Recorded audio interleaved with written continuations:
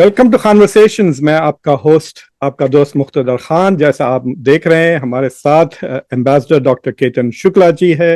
वो किसी तारीफ के मोहताज नहीं है। He is one of the most frequent visitors to conversations.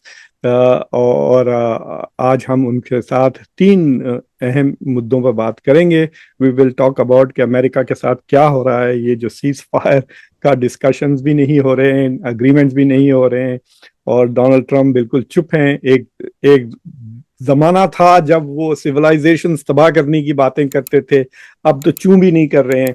और दूसरी चीजें, अमेरिका में खबरें आ रही हैं कि जो पीट हेग्सेथ है, हमारे सेक्रेटरी ऑफ वॉर, हमारे जो सेक्रेटरी ऑफ वॉर हैं, वो बिल्कुल आवाज नहीं, मतलब कह रहे हैं कि शायद वो डोनाल्ड ट्रंप को झूठी बातें बता रही हैं अबाउट अमेरिकाज मिलिट्री सक्सेस और अबाउट अमेरिकाज अचीवमेंट्स वगैरह, जो जेडी वैंस हाईलाइट करने की कोशिश कर रहे हैं। So there is lot of interesting development. दूसरा, यूएई ने अभी छोड़ दिया है ओपेक को, उसके बारे में भी बात करेंगे। और फिर अभी जो ब्रिक की समिट हुई है, उसके बारे में भी बात करेंगे हम। तो anyway, welcome to conversations Shukla ji, आपको हमारा नमस्कार, सलाम। Thank you very much sir. कैसा देखते हैं आप जो डेवलपमेंट्स हुए हैं? ईरान का refusal to meet last moment पे डोनाल्ड ट्रंप ने कैंसिल कर दिया। जो लोगों को वो भेज रहे थे वो कैंसिल कर दिया। तो जारेड कुशनर को, स्टीव विटकॉफ को पाकिस्तान भेज रहे थे। तो आप कैसा देखते हैं कि किस मोड़ पर खड़ी है ये जंग? ये जहां थी वहां से थोड़ी आगे जा रही है और कुछ ज्यादा ड्रामेटिक डेवलपमेंट नहीं हुआ है। ट्रम्प के स्टेटमेंट ड्रामेटिक आते हैं पर सीज फायर के लिए कुछ नहीं कह सकते। एक स्टेटमेंट है ये, मेरे ख्याल से अमेरिका के लोगों के लिए अच्छा नहीं है, पर बाकी सब जो चाइना, रशिया या ईरान, एक नेपोलियन का बहुत फेमस कोट है, never interrupt your enemy when he is making mistake. और इसमें ये प्रॉब्लम है, ये सेम मिस्टेक है कि is continuing mistake after mistake. सबसे पहली मिस्टेक तो ये है कि बहुत बड़ा अमेरिका और इसराइल एंड बार्निया जो मोसाद के थे, उन्होंने अंडर एस्टिमेट किया। वेनेजुएला में चेंज हुआ और सिसिलिया बनी तो उन्होंने सोचा था कि हम लिक्विडेट करेंगे खोमेनी को और कुछ ऐसा होगा कि जल्दी एयरफोर्स और इससे होगा, पर ये चीज मुमकिन नहीं थी। अमेरिका के जनरलों ने भी कहा था, उन्होंने आपने देखा होगा कितने जनरल, इवन नेवल सेक्रेटरी, सभी को रिजाइन करना पड़ा। ये पेटे एकसाथ की कृपा है। पेटे एकसाथ ऑफिस में काम करने से ज्यादा दारू पीते और बाकी टाइम वो कौन उनके सपोर्ट में नहीं और कौन उनके लिए अच्छा नहीं बोलता है, अकॉर्डिंगली वो लोगों को फायर कर रहे हैं। युद्ध में इतने जनरल फायर होते हुए कभी इवन हिटलर ने भी नहीं किए थे। तो एक साथ की ये है। और ट्रंप का जो है, उन्होंने जो टीम सिलेक्ट की है वो सबसे बड़ी उनकी वीकनेस है। जेरी कुशनर उनके दामाद है, वो ज्यू है, और जो विटकॉफ है वो एक कॉन्ट्रैक्टर है। तो ईरान ने पहले ही कहा था कि we don't trust both of them, they are back stabbing. तीसरे जेडी वांस है, इसमें से कोई भी डिप्लोमेट नहीं है। तो उनको डिप्लोमेसी इंटरनेशनल का जरा भी। और इसमें एक बहुत ही इंपॉर्टेंट स्टेटमेंट जर्मनी के चांसलर का आया है। मर्ज ने कहा है कि ट्रंप जो है, they don't have any idea how to exit and Iran is doing brilliant diplomatically. इसका मतलब उनका कहना यह है कि जो नेगोशिएशन और ये जो बातचीत हो रही है वो बहुत ही बुरी तरह है, जिससे यूरोपियन यूनियन भी नाराज है। बाकी मैं यूरोप के कंट्री, मर्ज ने कहा कि वो अमेरिका को ह्यूमिलिएट कर रहा है ईरान, ये लफ्ज इस्तेमाल किया। ये भी किया, पर उन्होंने ये तो किया है, पर उन्होंने तारीफ की कि ईरान की डिप्लोमेसी बहुत ही बेहतर है। इसका इनडायरेक्टली उनका ये कहना चाहते हैं कि अमेरिका कुछ डिप्लोमेट को भेजे, कोई एक्सपीरियंस लोगों को भेजे तो कुछ हो सकता है। क्योंकि तीन पॉसिबिलिटी है। एक पहली एयरफोर्स है, वो तो हम उसको अब निकाल देते हैं। दूसरा है put boots on the ground, soldier भेजना इम्पॉसिबल है, बहुत ही मुश्किल है। क्योंकि ईरान का जो रिवोल्यूशनरी गार्ड है, उन्होंने 9 साल इराक के साथ उन्होंने लड़ाई जीती है और 10 लाख उनका आर्मी है। Means it is impossible, next to impossible. अब 3 युद्ध है, वियतनाम, इराक एंड अफगानिस्तान, और तीनों जगह अमेरिका की बुरी तरह हार हुई है। जितने भी प्रेसिडेंट हैं अमेरिका के, उसमें सबसे घटिया रेटिंग आज के दिन में ट्रंप का है, 33%, जो निक्सन का इम्पीचमेंट के वो जब रिजाइन कर तब भी नहीं था। तो ये तो एक पहली इंटरनल सिचुएशन है। और Iran is buying the time. दो चीजें आ रही है, एक तो मई में $250 बिलियन का वॉर बजट और 1.5 ट्रिलियन का पेंटागन का बजट, दोनों उनको कांग्रेस से पास कराना पड़ेगा। और लग ऐसा रहा है कि वॉर है उनके लिए भी, उनके पास 60 डेज पावर है। इसमें से कोई भी चीज होने के चांसेस कांग्रेस में बहुत ही कम लग रहे हैं। अभी तक तो वो बजट ही नहीं पास कर रहे हैं, पार्शियल लॉकडाउन है डीएचएस में। तो ईरान के लिए तो ये कह सकते हैं कि उनके कार्ड जो ट्रंप हमेशा जेलेंस्की के यू हैव नो कार्ड्स, उनके कार्ड्स ट्रंप से थोड़े अच्छे हैं। दूसरी चीज ये है कि ईरान ने अभी कहा कि हॉर्मुज स्ट्रेट हम खोलना चाहते हैं, so they don't want to escalate the war. एक पहली चीज, they are not attacking the blockade. Blockade दोनों साइड से है, और आज एक टैंकर ऑयल का पहली बार मजमा एक टैंकर निकल गया है। तो ईरान ने अभी तक अमेरिका की नेवल एसेट पे कोई अटैक यहाँ पे हॉर्मुज स्ट्रेट पे नहीं किया है। अब्राहम को कैसे हुआ ये हमें पता नहीं है, बाकी लिंकन को क्या हुआ वो भी पता नहीं है। एक आइजनहोवर डूब गया है, ये खाड़ी के देशों में हुआ है। तो ये जो अटैक हो रहे हैं ईरान के, वो खाड़ी के देशों पे हो रहे हैं, पर उन्होंने हॉर्मुज स्ट्रेट में एस्केलेट करने की कोशिश नहीं की है। तो इस परिस्थिति में अब यदि नेगोशिएशन ट्रंप नहीं करेंगे, जैसे कि उन्होंने अरागाची अभी ओमान गए हैं, वहां से गए हैं रशिया में पहली बार ऐसा हुआ होगा कि ईरान के फॉरेन मिनिस्टर उनके प्रेसिडेंट पुतिन और लावरोव दोनों को मिले हैं, और पुतिन ने कहा है कि हम ईरान को सपोर्ट करेंगे। तो ये परिस्थिति में मुझे लगता है कि नेगोशिएशन यदि शुरू नहीं हुए तो ये डेडलॉक चालू रहेगा।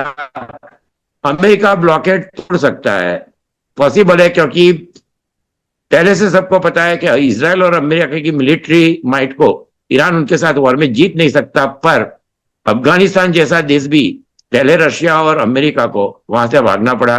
इराक में अमेरिका की जो हालत हुई है, और वियतनाम बहुत पुरानी बात है, पर ये तीनों एक लेसन देते हैं कि कोई भी कंट्री को आप हॉर्मुज स्ट्रेट में यदि ब्लॉकेड जाने के बाद भी वहां से ऑयल टैंकर ये बाहर निकालना, और पर्टिकुलरली इंश्योरेंस कंपनीज, तो ये सब चीजों को देखते हुए नेगोशिएशन के सिवा इसका अंत आना बहुत मुश्किल है।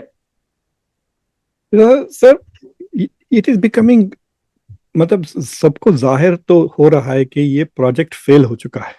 कि अगर इसका मकसद था कि ईरान को घुटने टेकवा देना, ईरान की रिजीम चेंज कराना, वो तो बहुत दूर की बात है। इनफैक्ट वो रिजीम अब ज़्यादा मजबूत हो गई है, और इट इज़ क्वाइट पॉसिबल कि Iran geopolitically will also come out A bit stronger.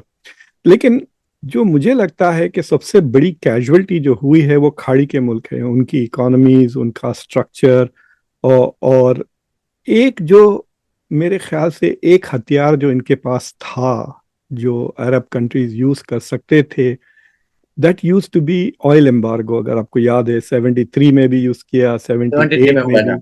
हाँ, तो उसके वजह से अंडर सऊदी लीडरशिप ओपेक बना था।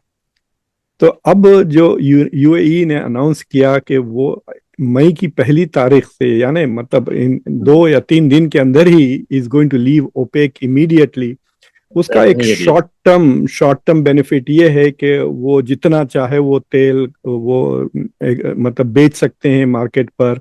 कोटा सिस्टम से वो बचना चाहते हैं, but it's such A small thing. आपको लगता है कि इसका असर ओपेक मुल्कों पे होगा तेल की कीमत? Like how do you see this development के? सबसे पहला शॉर्ट टर्म तो ये होगा कि ऑयल की प्राइस बढ़ जाएगी, जो 110 हो गई है वो 120 भी हो सकती है। ये शॉर्ट टर्म इम्पैक्ट है। अब यदि आप देखोगे तो ओपेक जब 1960 में बना तो उसमें ईरान, कुवैत, सऊदी अरेबिया और इराक थे। यूएई ने लास्ट में ज्वाइन किया 7 साल बाद, और उनका जब से ओपेक बना है तब से एक उनकी कंप्लेंट रही है कि उनको जितना ऑयल प्रोड्यूस करना है उतना करने दिया नहीं जाता है, क्योंकि 36% जो ऑयल सप्लाई है और 80% ऑफ प्रूवन रिजर्व ओपेक में है, जिसमें वेनेजुएला को हम अभी ज्यादा इंपॉर्टेंट नहीं गिने। तो उन्होंने ये कहा है कि हम डोमेस्टिक प्रोडक्शन में इन्वेस्टमेंट बढ़ाना चाहते हैं एंड 3 to 4% ऑयल सप्लाई है। पर दिक्कत यह है कि पहली चीज कि एक तो ऑयल सप्लाई वो कब शुरू कर सकते हैं, दूसरी चीज उनका उन्होंने अमेरिका जैसे कंट्री को अभी 4 दिन पहले कहा कि हमें डॉलर दीजिए नहीं तो हम युआन में ट्रेडिंग करेंगे। ये यूए का स्टेटमेंट था और ट्रंप उनको पैसे जैसे वेनेजुएला को $40 बिलियन दिए हैं और तो यूएई को भी उनको पैसे तो डॉलर में देने पड़ेंगे क्योंकि otherwise UAE has no option. और तीसरी चीज जो ऑयल अभी प्रोडक्शन हो रहा है यूएई में तो कम हो रहा है, पर ईरान और कई कंट्री ये प्रॉब्लम फेस करेंगे थोड़े दिन में कि जो ऑयल है वो यदि एक्सपोर्ट नहीं हुआ तो उसका स्टोरेज का प्रॉब्लम शुरू हो जाएगा। And if storage problem will start then ये सभी कंट्री को, ईरान ने तो वाटर टैंकर में भी भरना शुरू कर दिया है, तो इस तरह की चीजें होगी तो इमीडिएटली यूए को कोई फायदा नहीं होगा। पर ये एक प्रेशर टैक्टिक है कि ओपेक एंड ओपेक प्लस दोनों वो छोड़ रहे हैं और ये शायद ट्रंप भी चाहते थे कि उन्होंने हमेशा कहा है कि OPEC is actually manipulating the oil price. Short term में ये दिक्कत होगी कि ऑयल प्राइस बढ़ जाएगी और दूसरी चीज है शायद कि कल या 2-3 दिन में स्टॉक मार्केट गिरेगा। ये दो चीजें शॉर्ट इमीडिएटली दिखाई देगी। देखिए सर, अभी जो कह रहे हैं ना कि क्योंकि तेल बेच नहीं सक रहे हैं, they will have to stop production, और कह रहे हैं कि मतलब मैं किसी एक्सपर्ट को सुन रहा था, वो कह रहा है कि ये जो लोग समझते हैं कि जमीन में गड़ा खोद के एक स्ट्रॉ डाल के आप तेल निकालते, नहीं, ये बहुत ही कॉम्प्लिकेटेड प्रोसेस है। एक बार अगर बंद कर दिया तो फिर दोबारा ऑन करने महीने लग सकते हैं, कई महीने लग जाते हैं। तो ये दिक्कत है कि ये प्रोडक्ट, आपने कहा कि जो प्रोडक्शन बढ़ाएंगे तो ये जो एक बार जो बंद किया उन्होंने तो उसको शुरू करने में कई महीने लगते हैं। सो ऑयल शॉर्टेज भी हो सकती है इसकी वजह से। अगर अमेरिका ने कोई अटैक किया ईरान के ऊपर, अभी तो एक इंटरेस्टिंग रिपोर्ट आ रही है जिसके वजह से अमेरिका में बहुत उथल पुथल है, वो ये है कि ये भी हाँ कि डीओडी वालों ने झूठ बोला है, पीट हेगसेथ ने ट्रंप के साथ, कि वो कह रहे हैं कि एक अमेरिका का ज्यादा नुकसान हुआ है और ईरान का कम हुआ है। जितना डोनाल्ड ट्रंप कह रहे हैं उससे बिल्कुल गलत है। आधे से ज्यादा उनके मिसाइल बरकरार है, मिसाइल लॉन्चर्स बरकरार है, वो फैक्ट्रीज डिस्ट्रॉय नहीं हुए हैं। तो basically what they are saying is कि जितना अमेरिका समझ रहा है कि खत्म हो गई नेवी वगैरह, वो बिल्कुल गलत है। वो कह रहे हैं कि एयरफोर्स भी उनकी is quite intact, it is not yet been destroyed। और पीट हेगसेथ गलत रिपोर्टें दे रहा है डोनाल्ड ट्रंप को। ये एक नया चीज शुरू है, डोनाल्ड ट्रंप को बचाने की कोशिश की जा रही है मुझे लगता। बट अगर ट्रंप, एक मिनट सर, अगर डोनाल्ड ट्रंप और एक दोबारा हमला करते हैं ईरान पर, और क्योंकि अब यूएई ओपेक भी छोड़ दिया है, इट इज क्वाइट पॉसिबल कि ईरान यूएई के ऑयल फील्ड्स पर सीधा हमला करे एज अ रिटेलिएशन। इसमें दो चीजें हैं। एक तो जो उन्होंने डैमेज दिखाया है, अभी कल का एक रिपोर्ट है कि उनके 32,000 करोड़ के प्लेन्स बहरीन में एयरबेस में उनको काफी नुकसान पहुंचा है। सोल्जर में भी उनको दिक्कत ये आ रही है कि 379 वेर सीरियसली इंजर्ड। तो जो उन्होंने डेड बॉडीज का फिगर दिया है वो भी गलत है। और ओवरऑल जो देखा जाए कि ईरान खाली रिफाइनरीज पे अटैक नहीं करेगा, एआई सेंटर एंड डिसलाइनेशन प्लांट। तो डिसलाइनेशन प्लांट बहुत ही डेंजरस प्रॉब्लम हो जाएगा क्योंकि पानी की बड़ी किल्लत हो जाएगी। और इसमें दूसरी दिक्कत यह है कि चाइना एंड रशिया उनको सैटेलाइट से इंटेलिजेंस सपोर्ट दे रहे हैं। चाइना मिसाइल के लिए भी सपोर्ट दे रहा है। उन्होंने उनको रॉ मटेरियल भी उन्होंने सप्लाई किया है। जो एक जहाज पकड़ा गया उसमें झगड़ा चल रहा है कि उसमें रॉ मटेरियल जो था वो सॉलिड मिसाइल के लिए, पर और 5 जहाज ऑलरेडी चले गए हैं। तो ये सही है। तो फिर और 5 जहाज गए तो और मुसीबत है कि 700 मिसाइल दे कैन मैन्युफैक्चर मोर। और रशिया उनको टेक्निकल सैटेलाइट और ड्रोन जो थे उनकी उन्होंने एडवांस टेक्नोलॉजी दी है क्योंकि Iran was supplying 25,000 to 30,000 drone to Russia regularly. तो इस परिस्थिति में उनके पास मिसाइल्स है, इनके पास ड्रोन है। और एयरफोर्स में आपने जो कहा जो नुकसान है उसका जब एस्टिमेट किया जाए तो एक $20,000 के ड्रोन से इन्होंने मिलियंस ऑफ डॉलर के मिसाइल और उसका क्या उनके पैट्रियट मिसाइल और टॉमोक का भी स्टॉक पाइल कम हो गया है। हेलियम अभी मिल नहीं रहा है। तो ये सब चीज देखते हुए लगता है कि जो एबीसी का रिपोर्ट है उसमें पूर्ण सत्य नहीं है तो अर्ध सत्य तो कह सकते हो, तो अर्ध सत्य भी काफी खतरनाक है। तो इस परिस्थिति में ईरान के साथ लंबा, अब दोनों के लिए, ईरान के लिए भी उनकी इकोनॉमिक सिचुएशन थोड़ी खराब हो रही है, फेस सेविंग फॉर्मूला चाहिए। तो इसमें ईरान ट्रंप को रोक तो दे रहे हैं, अब ट्रंप इसको पकड़ के इसमें से बाहर आना चाहते हैं कि नहीं, खाई में गिरे उसमें से, ये बहुत इंपॉर्टेंट है। दूसरी इंपॉर्टेंट चीज ये है कि ईरान ने न्यूक्लियर में, वो मुझे नहीं लगता है, एक यूक्रेन का जो एग्जाम्पल है वर्ल्ड के लिए कि they have third largest nuclear pile before they gave away everything. यदि वो उनके पास होता तो आज के दिन में रसिया की कोई वो नहीं थी कि वो जाते। तो ये ईरान अच्छी तरह समझता है कि अभी सीज फायर हो गया, 6 महीने बाद क्या होगा। और इजराइल अभी भी लेबनान में अटैक कर रहा है, उनका सीरिया पे भी नजर है। तो नेतन्याहू, मुझे लग रहा है कि प्रेसिडेंट ने उनका पार्डन रिजेक्ट कर दिया है, तो अब इनके पास बहुत कम है। और दूसरी एक चीज आई है कि उनको प्रोस्टेट कैंसर है, तो उनकी लीगेसी के लिए प्रोस्टेट कैंसर बहुत, जो कह सकते हैं कि उसका प्रोग्नोसिस बहुत अच्छा नहीं है। तो लेबनान, गाजा एंड सीरिया में एक ग्रेटर इजराइल का जो सपना है उसमें थोड़ा पूरा कर देंगे तो इजराइल में उनकी थोड़ी ना कुछ लीगेसी बच जाए। तो उनको वॉर पूरी खत्म करने में अभी कोई इंटरेस्ट लग नहीं रहा है। लेबनान में उन्होंने कई गांव खाली कराए हैं, सीरिया में उनका माइंस पेपर चल रहे हैं, तो इसका मतलब कि गोलोनाइट के आगे भी शायद वो कुछ जा सकते हैं। गाजा में उनको कुछ करने की जरूरत नहीं है। तो इस परिस्थिति में एक दूसरा प्रॉब्लम ये हो सकता है कि स्टेट ऑफ टीयर्स, रेड सी में यदि प्रॉब्लम हुआ तो फिर अगेन बहुत बड़ी मुसीबत हो जाएगी, क्योंकि हुथी का भी इतना अभी कोई उनका स्टॉक पाइल, और ईरान को चाहे जो भी हो, पर हिजबुल्लाह के पास भी सप्लाई आ रहा है, हुथीज के पास भी आ रहा है।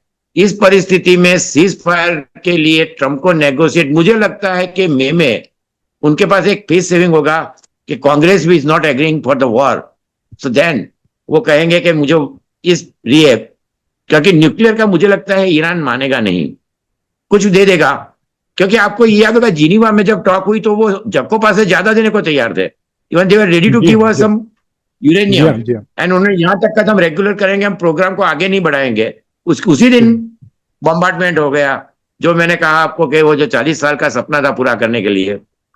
बिल्कुल बिल्कुल बिल्कुल, वहां पे जो कंसेशंस वो कर रहे थे कि 20 साल तक हम रोक देंगे या 10 साल तक रोक देंगे, और फिर एनरिचमेंट अगर शुरू भी करे तो 3% से ज्यादा नहीं करेंगे। They were basically giving up the programme, सिर्फ उतना रख रहे थे ताकि उनकी इज्जत रख जाए, कि ये नहीं कि पूरी तरह सरेंडर कर दिया। That is what the Iran. अब तो देखिए, ये एक पुरानी कहावत है। देखिए, अगर अगर आपको मैं थ्रेटन कर रहा हूं ना, तो जब तक थ्रेट है लोग डरते हैं, लेकिन आप जब थ्रेट पे एक्ट करते हैं उसके बाद आपके पास थ्रेट के अलावा कुछ रहता ही नहीं है। Once you have acted on your threat कि मैं तुम्हारी साइकिल तोड़ दूंगा अगर मेरी बात नहीं माने, आपने साइकिल तोड़ दिया, अब क्या, आपके पास कोई लेवरेज ही नहीं रहा, right? So I think America has lost. कहावत है, जब तक आपकी कलाई बंद है तब तक अच्छा है। अब कलाई ट्रंप की खुल गई है और उनका अलायंस उनके पास कोई नहीं है। दूसरी एक बहुत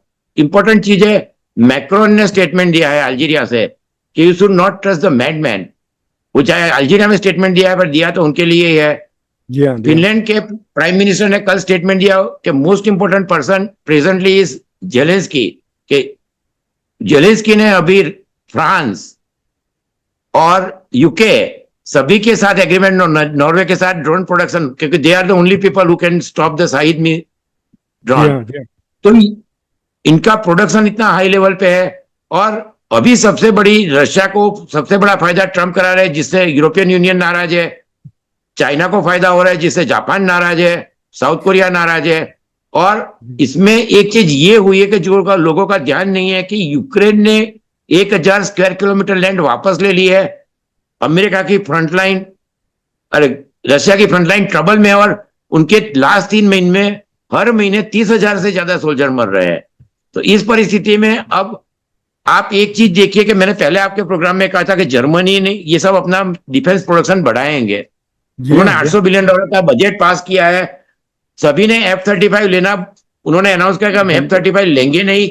दूसरी चीज, कनाडा ने भी कैंसिल कर दिया है। तो इस जी परिस्थिति में जर्मन की राइन मेटल का जो एम्यूनेशन प्रोडक्शन है, आपको ताजुब होगा, एम्यूनेशन प्रोडक्ट्स मीडियम रेंज और उसमें अमेरिका से आगे निकल गए। तो ये जो यूरोपियन यूनियन है वो अब अमेरिका पे भरोसे पे नहीं, और सबसे बड़ा जो चमत्कार हुआ या जो भी आप कहो, पर हंगेरी में जो इलेक्शन हुआ है वो भी यूरोपियन यूनियन और जियोपॉलिटिक्स में बहुत बड़ा मायना रखता है। यूक्रेन को $90 बिलियन मिल जाएंगे। ओरबान चले गए जो ट्रंप के भी खास थे, पुतिन के भी खास थे, जेडी वांस भी वहां गए थे। तो इस परिस्थिति में अमेरिका आइसोलेटेड हो रहा है। उसमें एक चीज है कि अमेरिका फंस की जगह अब ये हो रहा है अमेरिका एलोन, और ये परिस्थिति जियोपॉलिटिक्स में अच्छी नहीं है। चाइना एंड रशिया कोई स्टेटमेंट नहीं दे रहे हैं, पर इसका दोनों को फायदा हो रहा है, और पर्टिकुलरली चाइना को। सभी यूरोपियन कंट्री, कनाडा ने भी ये कहा है we will do bilateral relation. So multipolar दोस्त होने का सबसे ज्यादा फायदा होगा वो चाइना को होगा। इमेज उनकी अच्छी हो रही है, वो डिप्लोमेसी की बात कर रहे हैं, वर्ल्ड ऑर्डर की बात कर रहे हैं, जो हमेशा हमेशा अमेरिका करता था। तो ये परिस्थिति में ये जितना जल्दी रिजॉल्व करे ट्रंप को कोई कह तो सकता नहीं, अभी रात को कुछ और भी लिख सकते हैं, पर मई में मुझे लगता है ट्रंप के पास कांग्रेस में यदि पास नहीं हुआ तो एक ओपनिंग रहेगा कि उसी पे बात करके और न्यूक्लियर में कुछ, क्योंकि उनकी चाइना विजिट भी चाइना के लिए भी इकोनॉमिक सिचुएशन कोई बहुत ही अच्छी है ऐसा नहीं है। फायदा उनको हुआ है, ट्रेड सरप्लस $1 ट्रिलियन से आगे गई है। पर ट्रंप की विजिट मार्च में कैंसिल हुई थी, मई में होने वाली है। शायद उस टाइम कुछ चाइना ईरान को इन्फ्लुएंस कर सकता है। चाइना ने पहले भी कहा है कि will keep their nuclear stock pile, ये वो। तो ये अगले 15 या 20 दिन में उम्मीद रख सकते हैं कि कुछ अच्छा न्यूज आ सकता है, प्रोवाइडेड रात को 2 या 3 बजे में ट्रंप कुछ नया नहीं लिख दें, फिर कुछ नहीं कह सकते, उसके बारे में कोई गारंटी नहीं है। सर, आपसे एक स्लाइटली डिफरेंट मुद्दे पर सवाल करना चाह रहा हूँ। द हिंदू में एक बहुत ही इंटरेस्टिंग आर्टिकल सुहासिनी हैदर ने लिखा कि जो ब्रिक्स की जो डेप्यूटी फॉरेन मिनिस्टर्स की मीटिंग हुई 23 और 24 मीटिंग हुई अप्रैल अभी को, दिल्ली में, उसमें बिल्कुल अग्रीमेंट नहीं हुआ, तो फिर चेयरमैन का स्टेटमेंट इशू करना पड़ा कि there was no agreement, joint statement.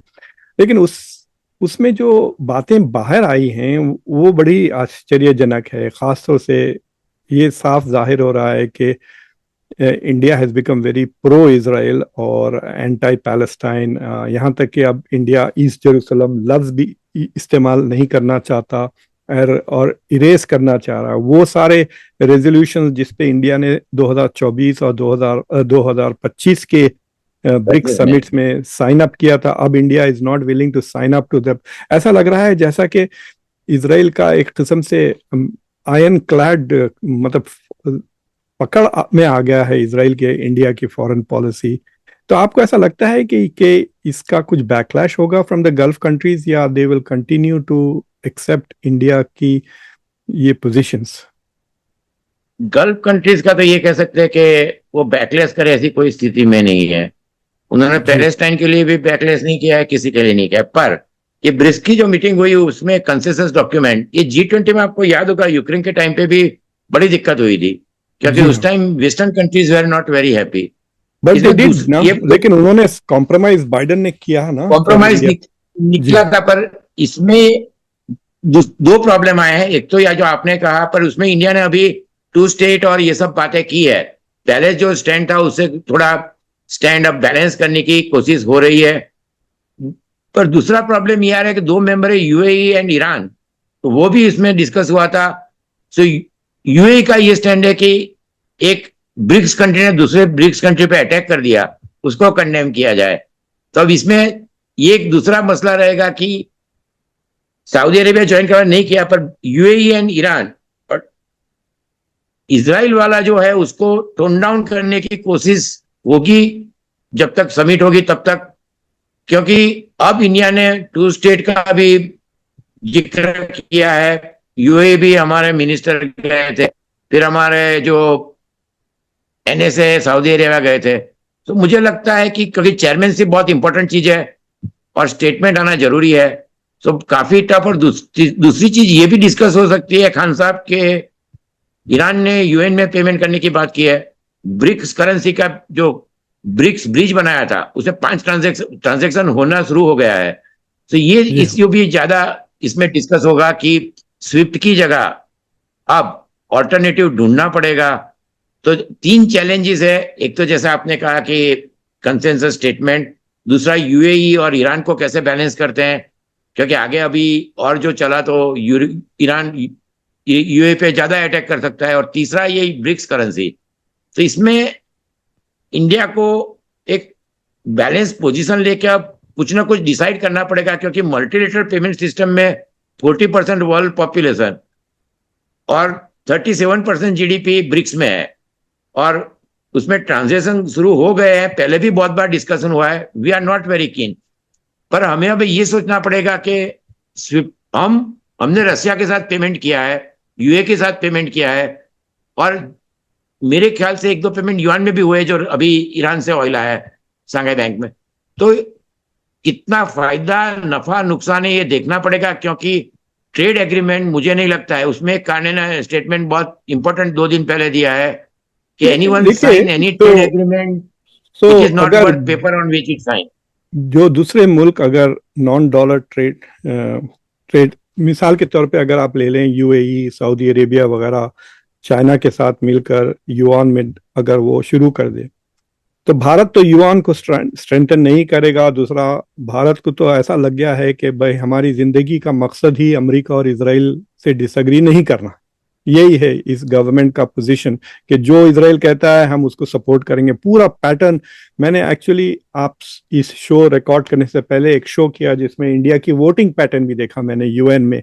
बिल्कुल ब्रिक्स के मुल्क एक तरफ, इंडिया एक तरफ। मतलब at some point I think BRICS members में से के इंडिया और UAE don't fit in the BRICS, they should go and stay in I2U2 में रहे वो इजराइल के साथ। और इजराइल के मतलब जो इजराइल का जो सोलर सिस्टम है उसमें ये छोटे छोटे प्लैनेट्स बन के रहे।